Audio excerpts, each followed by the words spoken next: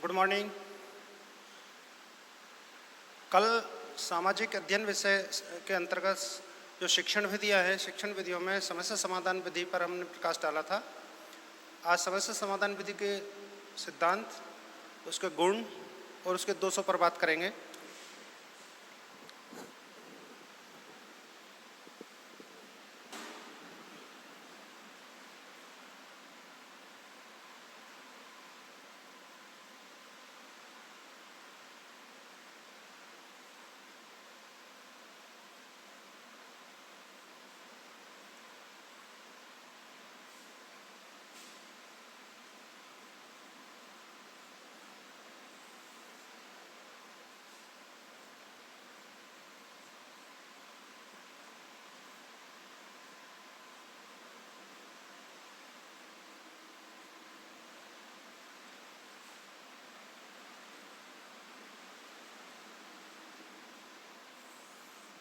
जैसा कि इसके नाम से स्पष्ट हो रहा है, समस्याओं का समाधान करने का जो तरीका है उसे समस्या समाधान विधि का नाम दिया गया है। बात आती है कि समस्याओं का समाधान करें कैसे। सबसे पहले तो बात आती है कि समस्या होती क्या है। समस्या से तात्पर्य है कि हमारे दैनिक जीवन में विभिन्न प्रकार की समस्याएं हमारे सामने उपस्थित होती हैं। उन समस्याओं के लिए हम बालक को किस तरह से तैयार करें। शिक्षक प्रशिक्षण में इस विधि का जो मुख्य उद्देश्य है वो यही है कि बालक जब कक्षा शिक्षण के बाद में जब सामान्य जीवन जीने के लिए समाज में जब जाएगा या किसी विद्यालय में पढ़ाने के लिए जाएगा या कहीं भी अपने ऑक्यूपेशन में जाएगा, जो भी ऑक्यूपेशन वो चूज कर रहा है, वहाँ उसको विभिन्न प्रकार की समस्याएं होंगी। तो उन समस्याओं का समाधान वो कैसे करेगा, इसके लिए ये विधि दी गई है कि किस तरह से हम समस्या को समस्या माने, उस समस्या का समाधान कैसे करें, उस समाधान की व्यूहरचना कैसे करें और उस समस्या के समाधान तक हम पहुँचे कैसे। जो समाधान हमने चूज किया है क्या वो सही है, इन सारी बातों का उल्लेख हम इसमें करते हैं।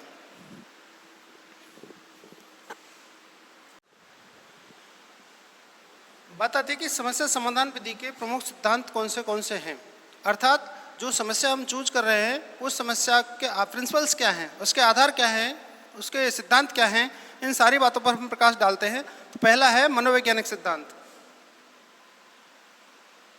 विधि के सिद्धांत।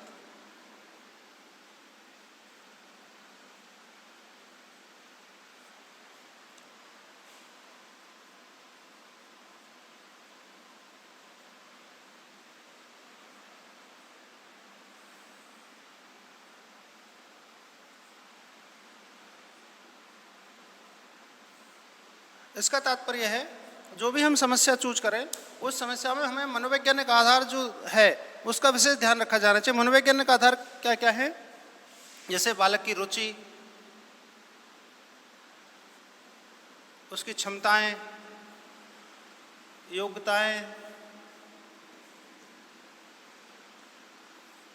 योग्यता से मतलब यहाँ किसी क्वालिफिकेशन से नहीं है, योग्यता से मतलब एबिलिटी से है, अभिवृत्ति, मानसिक स्तर,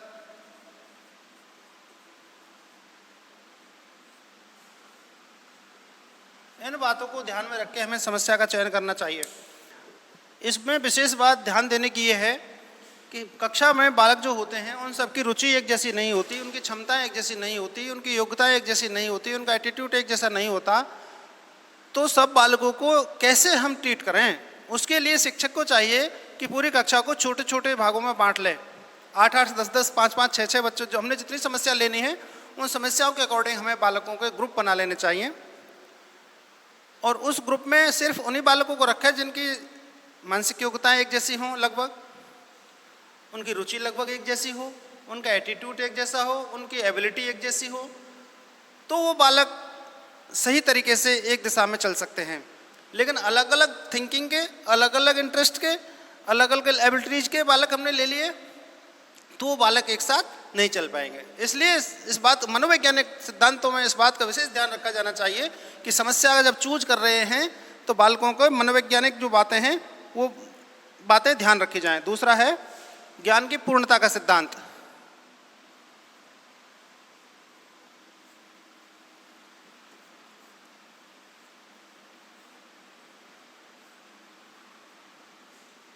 ज्ञान की पूर्णता से तात्पर्य है ज्ञान एक पूर्ण इकाई है उसे विभक्त नहीं किया जा सकता। अर्थात जो समस्या हम चूज कर रहे हैं उस समस्या को संपूर्ण रूप में ले और उसका समाधान तक संपूर्ण रूप में ही पहुँचें।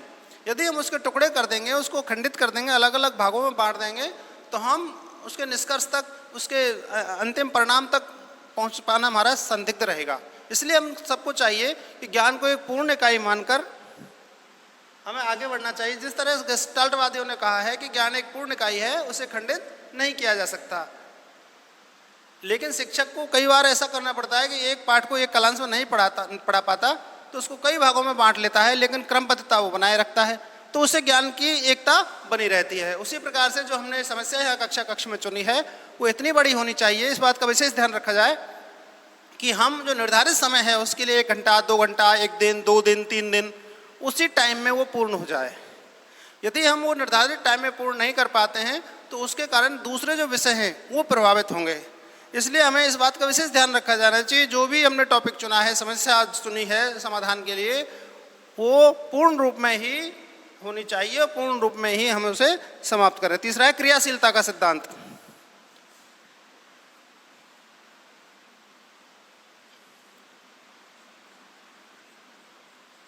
क्रियाशीलता का सिद्धांत। समस्या चूज करें, उस समस्या का जो समाधान बालक खोज रहे हैं वो ऐसा होना चाहिए जो बालक उसमें निरंतर क्रियाशील रहें। ऐसा ना हो कि बालक उसमें सक्रिय ना रह के निष्क्रिय बन जाएं, या उसमें इंटरेस्ट ही नहीं ले, या उसके समाधान के लिए कोई प्रयास नहीं करे। इसलिए इस बात का विशेष ध्यान रखा जाना चाहिए कि जो समस्या हम चुन रहे हैं वो क्रियाशीलता के सिद्धांत पर आधारित हो, तो ही वो आगे बढ़ सकते हैं। अगला है वास्तविकता का सिद्धांत।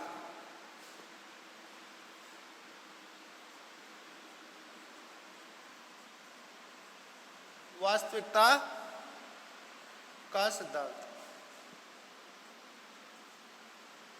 इससे तात्पर्य है जो समस्या चुनी है वो बर्निंग होनी चाहिए, वास्तव में बालक उसे फील करते हुए होने चाहिए कि उनको लगे कि हाँ ये हमने समस्या ही चुनी है।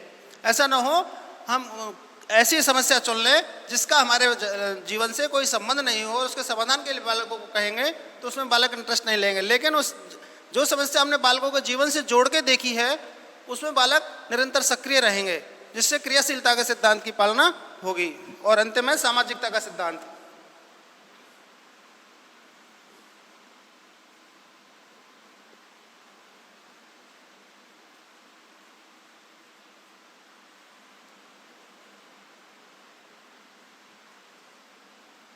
अर्थात जो समस्या हमने चुनी है वो समाज से रिलेटेड होनी चाहिए, समाज उससे प्रभावित होना चाहिए, और जो समस्या का समाधान हम कर रहे हैं उस समाधान के माध्यम से बालकों में सामाजिकता के गुण भी विकसित होने चाहिए। सामाजिकता के गुणों से तात्पर्य उनमें सौहार्द बढ़ना चाहिए, एक दूसरे के प्रति सहायता की भावना उनमें होनी चाहिए, देश और समाज के प्रति उनका दृष्टिकोण सकारात्मक होना चाहिए। इस तरह के गुण एक अच्छा नागरिक सामने शो हो, एक सामाजिक प्राणी के रूप में वो बिल्कुल समाज के सामने आए। ऐसा नहीं कि सिर्फ सेल्फिश बन के ही रह जाए, समाज से देश से कोई लेना देना नहीं और सिर्फ उसे अपने ही। लेकिन हम इस बात का विशेष ध्यान रखेंगे समस्या के चयन में कि समस्या सामाजिकता के सिद्धांत पर आधारित है, तो निश्चित रूप से बालक में सामाजिकता के गुण विकसित होंगे। इसलिए हमें चाहिए कि जो भी समस्या हम अध्ययन के लिए चूज कर रहे हैं, एक प्रोजेक्ट के लिए चूज कर रहे हैं, वो इन सिद्धांतों पर आधारित होनी चाहिए, तभी हमारी समस्या वास्तविक समस्या होगी।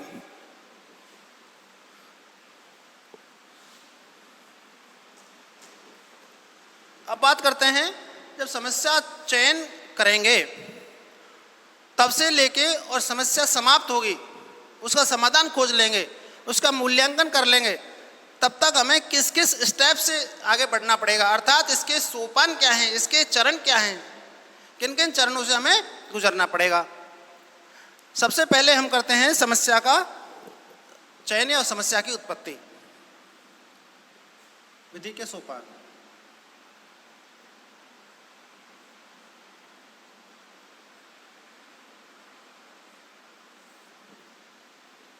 पहली है समस्या की उत्पत्ति या समस्या का चयन।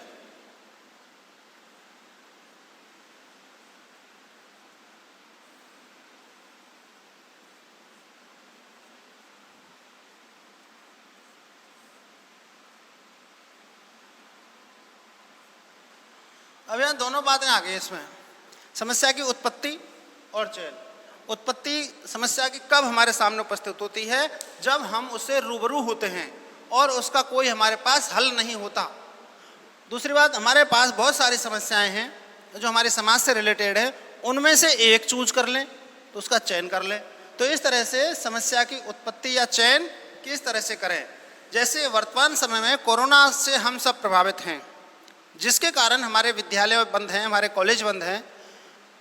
अब वो बात आती है उसका समाधान कैसे करें। तो यहाँ समस्या समाधान के माध्यम से कक्षा शिक्षण की बात करते हैं। तो ऑनलाइन क्लासेस शुरू कर दी, वीडियो शुरू कर दिए। बात आती है कि लाइव क्लास क्यों नहीं? लाइव क्लास इसलिए नहीं कि हर घर में पैसे वाले बच्चे नहीं हैं, बहुत गार्जियन गरीब लोग भी हैं, बहुत पैसे वाले भी हैं, कुछ मिडिल क्लास भी हैं। एक परिवार में 3 बच्चे हैं, उनके पास मोबाइल एक है, तब लाइव क्लास चलेंगे तो उससे सिर्फ एक ही बालक पढ़ पाएगा। लेकिन जब वीडियो तैयार करके डालेंगे तो उससे परिवार के तीनों बालक आसानी से अपने समय के अनुसार, अपनी सुविधा के अनुसार पढ़ पाएंगे। एक बात। दूसरी बात, किसी दिन क्लास किसी कारण से, नेट के कारण या टेक्निकल प्रॉब्लम के कारण हम लाइव क्लास नहीं ले पाए तो हमारी क्लास छूट जाएगी। लेकिन वीडियोज़ में ऐसा नहीं है, अगले दिन वो वीडियो पढ़ सकते हैं। इस तरह से जो समस्या हमारे सामने कोरोना से रिलेटेड शैक्षिक समस्या आई, उस शैक्षिक समस्या का हमने इस तरह से समाधान किया। तो यहाँ हम उस समस्या से डायरेक्ट कांटेक्ट में हैं, तो ये समस्या की उत्पत्ति मानी जाएगी। उसका हल हमारे पास कोई नहीं था, लेकिन हमने ऑनलाइन क्लासेस का काम शुरू करके उसका हल खोजा। दूसरा जो इसका स्टेप है, समस्या का प्रवासीकरण।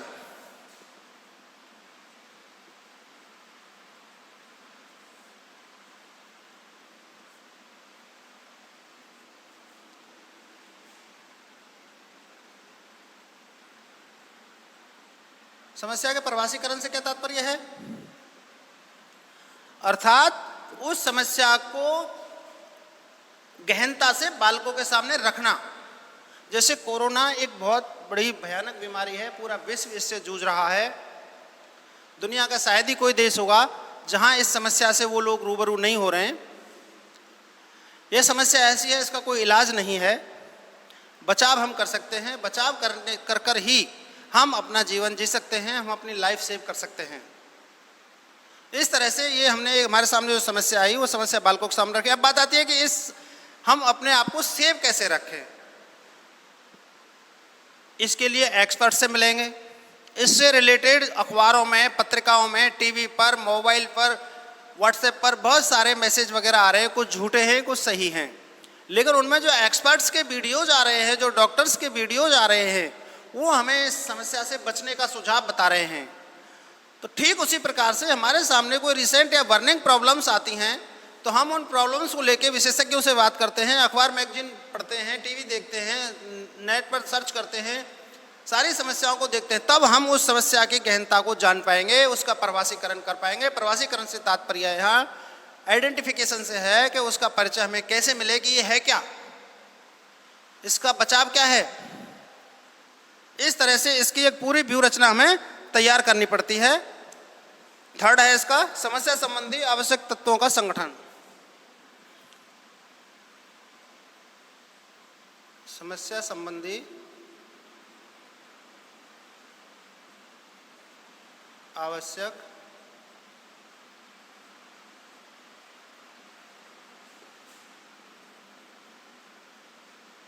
तत्वों का संगठन। यहां पर जो बात आई वो प्रॉब्लम सॉल्विंग स्ट्रेटजीज की बात आई, समस्या के समाधान संबंधी व्यू रचना की, कि किस तरह से हम उस समस्या का समाधान करेंगे, किस तरह से उसको परिभाषित करेंगे, किस तरह से उसको देखेंगे। अब यहाँ बात आती है कि इस समस्या के हल के लिए हमें जो जो चीज़ें चाहिए वो कैसे हम एकत्रित करें, क्या हमारे पास उपलब्ध हैं। हमारे पास उपलब्ध नहीं है तो हम कहाँ से कलेक्ट कर सकते हैं, उसके कलेक्शन में हमें कोई प्रॉब्लम तो नहीं होगी।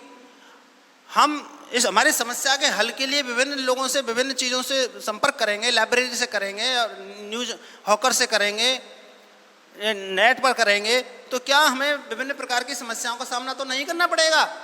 इस प्रकार की समस्या हमें चूज करनी है, और समस्या आएंगी तो उनका हल क्या होगा। कोई व्यवधान हमारे कार्य में आता है तो उसका समाधान कैसे होगा? उसके समाधान के लिए हमारे पास हमारे शिक्षक रहेंगे, हमारा गाइड रहेगा, वो हमें जो बीच में समस्याएं उत्पन्न होंगी उन समस्याओं का समाधान वो हमें बताएंगे। इस तरह से हमारी समस्या से रिलेटेड सारी चीज़ें हमें एकत्रित करनी है। आगे है समस्या संबंधी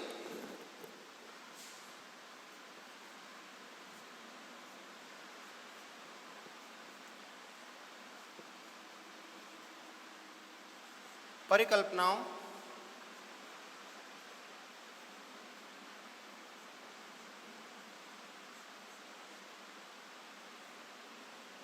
समस्या संबंधी परिकल्पनाओं का निर्माण एवं उनकी जांच।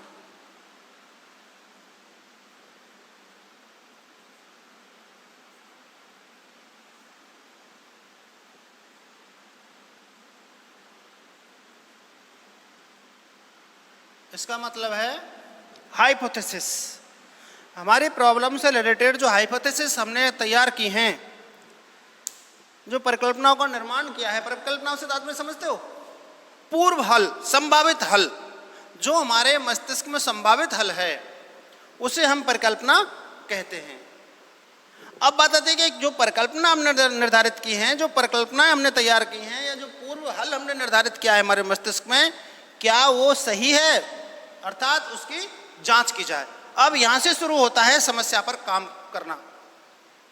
उसकी जांच के लिए विभिन्न तरह के प्रयास किए जाएंगे। जो तत्व हमने यहाँ एकत्रित किए, उन तत्वों से उसकी जांच की जाएगी कि जो समस्या चूज की है क्या वो वास्तव में एक समस्या है, और समस्या है तो जो हल हमारे मस्तिष्क में आ रहे हैं क्या वो हल हैं? अगर हैं तो ठीक, और नहीं है तो दूसरा हल जो सामने आता है वो उसमें लिखेंगे। इस तरह से जो समस्या हमने चुनी है उसकी परिकल्पनाओं का हमें निर्माण करना होगा और उसके बाद उनकी जांच करनी होगी। आगे है समस्या संबंधी तथ्यों की विवेचना।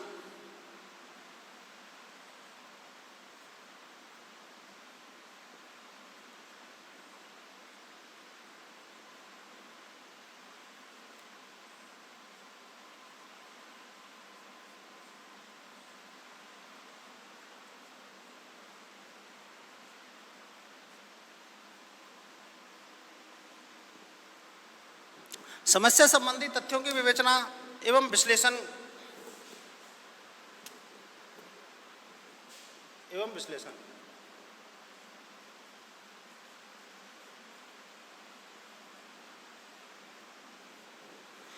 इसका मतलब है जो हल हमने यहाँ हमने जो परिकल्पनाएं की, पूर्व निर्धारित हल हमने सोचा, उनकी जांच की, उन जांच के आधार पर हमने सारे तथ्य वैज्ञानिक रूप से एकत्रित किए, यानी क्रमबद्ध रूप में हमने रखे, उनको उनका विवेचन किया, इंटरप्रेट किया और उसका विश्लेषण किया। उसके बाद किसी निष्कर्ष पर पहुंचते हैं कि भाई जो हमने समस्या का हल खोजा है क्या वो सही है या गलत है।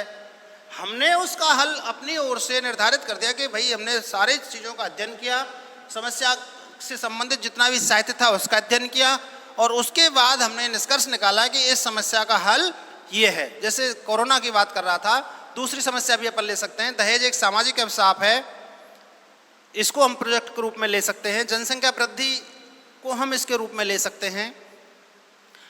भारत और भारत के साथ विदेशी देशों के जो संबंध हैं, भारत की विदेश नीति, भारत के विदेशी संबंध, पड़ोसियों से संबंध, इन सब पर हम प्रोजेक्ट लेकर उनका विश्लेषण कर सकते हैं, उनकी व्याख्या कर सकते हैं, और जो निष्कर्ष निकलते हैं फिर उन निष्कर्षों की जांच के लिए अंतिम स्टेप होगा।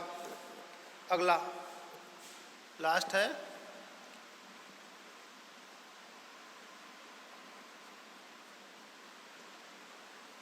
निष्कर्षों की सत्यता की जांच।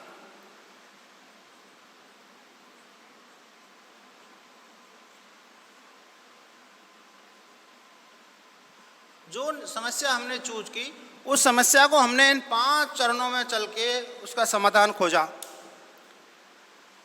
अब जो इस समस्या के विवेचन और विश्लेषण से जो निष्कर्ष प्राप्त हुए, यहाँ उनकी सत्यता की जांच करनी है कि भाई जो हमने निष्कर्ष निकाले हैं, जो स्टूडेंट्स ने निष्कर्ष निकाले हैं, क्या वो सही है। इसकी जांच करता है जो बालकों का गाइड है, जो कक्षा शिक्षक है, जो कक्षा में बालकों का मार्गदर्शन कर रहा है, जो उस विषय का विशेषज्ञ यानी सामाजिक विज्ञान शिक्षण जो शिक्षक पढ़ाता है, जिस शिक्षक ने उनको उस समस्या को हल करने के लिए प्रेरित किया, जो समस्या बालकों के सामने रखी उससे संबंधित उन्होंने मार्गदर्शन किया, वो यहाँ जांच करेगा कि जो समस्या हमने चूज की है वो उस समस्या के जो निष्कर्ष आए क्या वो सही हैं। उसके बाद ये समस्या का समाधान माना जाएगा और यहाँ चलकर एक समस्या समाप्त हो जाती है। अब बात करते हैं समस्या समाधान विधि के गुण, इसके क्या क्या मेरिट्स हैं।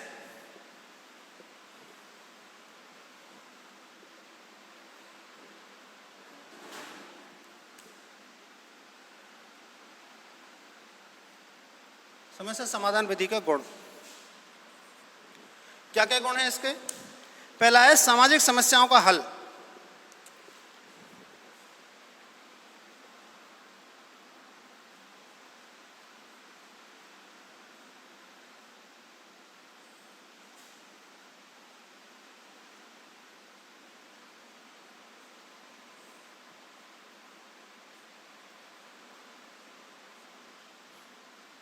अर्थात हमारे समाज के सामने जो भी समस्याएं व्याप्त हैं, समाज में जो विभिन्न समस्याओं से हमें सामना करना पड़ रहा है, हम सामाजिक प्राणी हैं, समाज में रहते हैं, हमें रोजाना जिन जिन समस्याओं से रूबरू होना पड़ता है उन सभी समस्याओं का हल यह विधि करती है।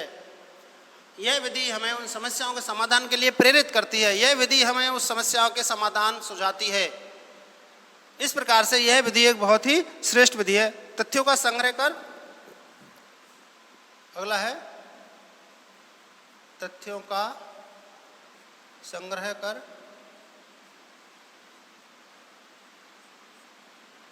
व्यवस्थित करना।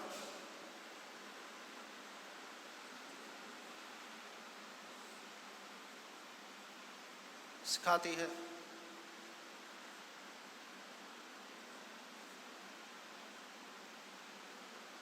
अर्थात यह विधि वैज्ञानिक विधि है। वैज्ञानिक विधि कैसे? तथ्यों का एकत्रीकरण, तथ्यों का संग्रह करवाती तो है ही सभी विधियां, लेकिन यहाँ व्यवस्थित भी करना उनको सिखाती है। विज्ञान का उद्देश्य क्या है? हम किसी भी चीज को वैज्ञानिक कहेंगे, जहाँ तथ्यों का क्रमबद्ध अध्ययन किया जाता है उसे वैज्ञानिक नाम दिया जाता है। जैसे विज्ञान किसे कहते हैं? तथ्यों के व्यवस्थित अध्ययन को। तो इस तरह से यह विधि भी एक वैज्ञानिक विधि है जो तथ्यों का व्यवस्थित अध्ययन कराती है, बालकों में वैज्ञानिक दृष्टिकोण विकसित करती है।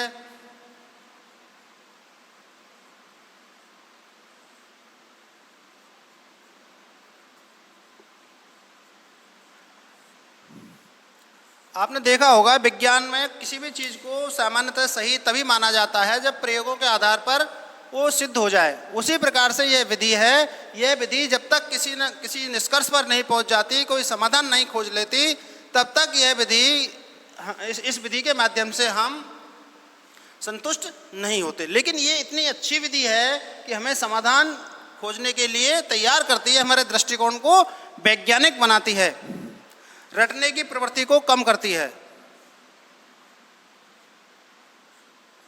रटने की प्रवृत्ति को कम करती है।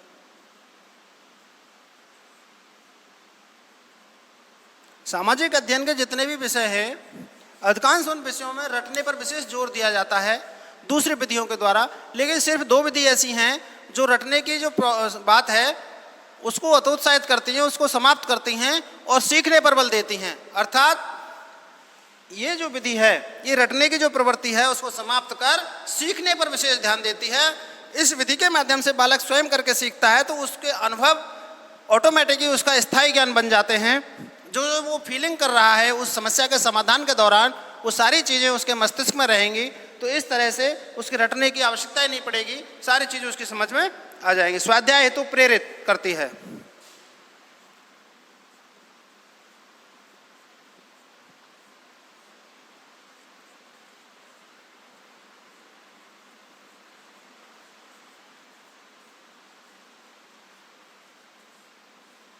यह विधि बालक को स्वाध्याय हेतु प्रेरित करती है। क्यों? क्योंकि उसको समाधान खोजना है। बालक को शिक्षक ने समस्या के लिए प्रेरित कर दिया कि इस समस्या को हल करना है।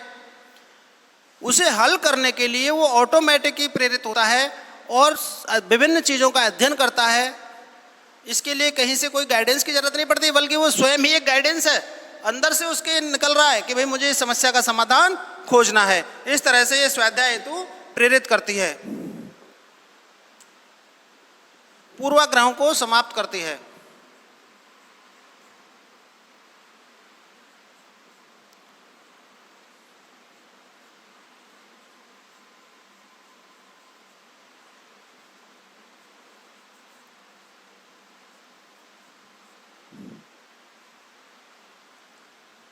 यह विधि एक ऐसी विधि है जो पहले से ही हम अपने मन में पूर्वाग्रह बिठा लेते हैं कि ऐसा काम होना तो मुश्किल है, उस काम को भी ये आसानी से हल कर देती है। यह विधि समस्या समाधान विधि हमारे मस्तिष्क में किसी भी चीज़ के प्रति पहले से ही पूर्वाग्रह बन जाते हैं, उन पूर्वाग्रहों को समाप्त करती है। जैसे जब ये बीमारी स्टार्ट हुई थी तो चीन में थी, तब हम कहते थे चीन ऐसी चीज़ खाता है, ऐसी चीज़ें खाता है, इसके कारण ये हुआ है। पहले भी ऐसे सार्स वगैरह की बीमारी वहाँ हुई थी, लेकिन जब पूरी दुनिया में फैल गया तो ये हो गया कि ये पूरी दुनिया में शायद ही कोई बच पाएगा इससे। ये अलग बात है कि रिकवर हो जाए, लेकिन सब लोग इससे प्रभावित जरूर होंगे। इस तरह की बातें हमारे मस्तिष्क में पूर्वाग्रह का स्थान प्राप्त कर लेती हैं। अब पूर्वाग्रहों को कैसे समाप्त करें? इसका समापन होगा जब हम इसका अध्ययन करेंगे, जब हम इसके बारे में समझेंगे और जब इसका समाधान खोज लेंगे, तो ऑटोमेटिकली जो पूर्वाग्रह हमारे मस्तिष्क में बना हुआ था वो पूर्वाग्रह समाप्त हो जाता है। समस्या समाधान विधि एक ऐसी ही विधि है जो हमारे पूर्वाग्रहों को समाप्त करती है। बालकों में बालक क्रियाशील रहते हैं, बालक क्रियाशील रहते हैं।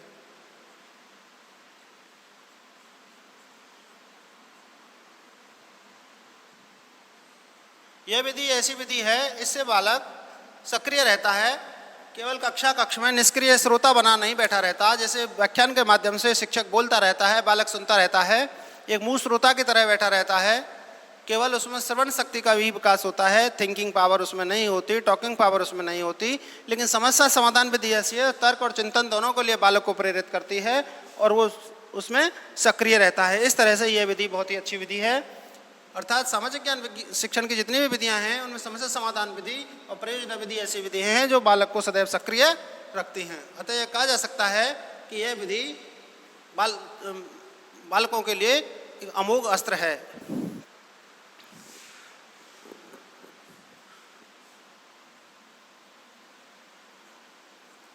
मानसिक शक्ति,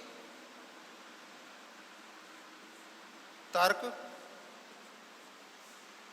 चिंतन,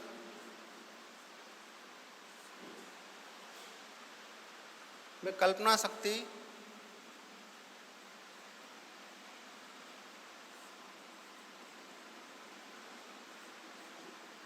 का विकास करती है।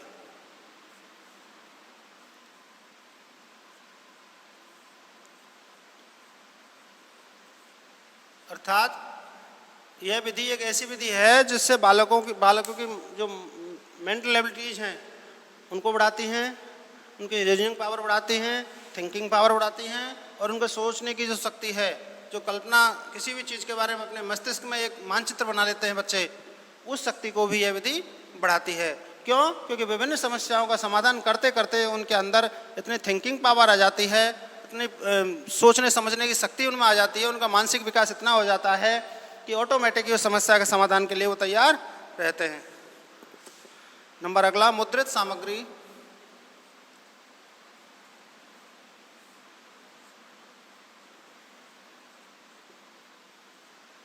के व्यवस्थित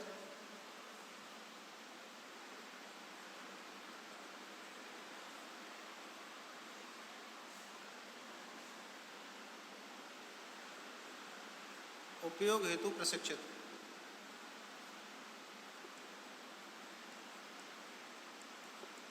इसका तात्पर्य है कि जो बालकों को हमने समस्या दी, उस समस्या से संबंधित बालकों ने जो मुद्रित सामग्री, जिसमें न्यूज़ मैगजीन्स हैं, पेपर्स हैं, बुक्स हैं, टेक्स्ट बुक हैं, रेफरेंस बुक हैं, उन सब से उन्होंने अध्ययन किया। अब यहाँ उनके मस्तिष्क में एक तरह से ये बात बैठ गई कि कोई भी साहित्य ऐसा नहीं है, कोई भी लिटरेचर, कोई भी अखबार, कोई भी पत्रिका ऐसी नहीं है जो हमारे काम की नहीं है, अर्थात वो एक तरह से ट्रेंड हो गए, उनको इस बात का प्रशिक्षण मिल गया है समस्या समाधान विधि के माध्यम से कि कहीं मुद्रित सामग्री उनके काम की हो, उसे उठाकर वो सुरक्षित रखते हैं और कब उसका प्रयोग करना है, इस तरह से वो आसानी से सीख जाते हैं। और अगला है व्यक्तिगत व कक्षागत शिक्षण संभव।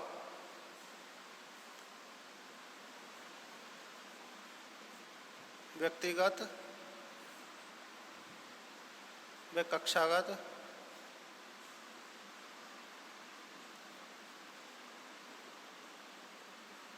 शिक्षण संभव।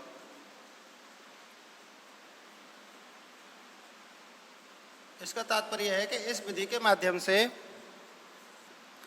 व्यक्तिगत अध्ययन भी हो सकता है और कक्षागत शिक्षण। व्यक्तिगत अध्ययन कैसे? कोई समस्या छोटी है और व्यक्तिगत इंटरेस्ट की है तो बालकों को व्यक्तिगत स्तर पर वो समस्या दे दी जाती है।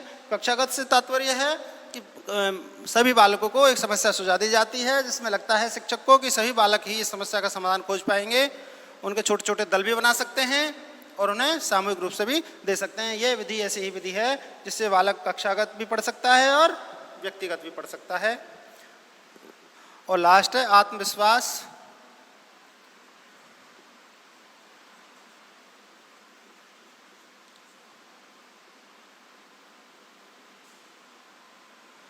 अर्थात बालक में आत्मविश्वास भी इस विधि के माध्यम से पढ़ता है। जब बालक पढ़ता है, विभिन्न प्रकार के प्रयोग करता है, विभिन्न प्रकार के अध्ययन करता है, साहित्य पढ़ता है, तो उसमें ऑटोमेटिकली आत्मविश्वास जागता है। दूसरी बार जब भी हम इस विधि के माध्यम से कोई प्रोजेक्ट बालकों को देंगे तो उस प्रोजेक्ट को आसानी से हल करने के लिए तैयार हो जाएगा। इस तरह से बालकों में यह विधि आत्मविश्वास भी बढ़ाती है। इस तरह से यह कहा जा सकता है कि यह विधि एक अमोघ अस्त्र है शिक्षण के लिए, जिससे बालक हमारे आसानी से किसी भी समस्या का, किसी भी सामाजिक प्रॉब्लम्स को सॉल्व कर सकते हैं। अतः यह कहा जा सकता है कि सामाजिक अध्ययन शिक्षण के लिए यह विधि बहुत ही अच्छी विधि है।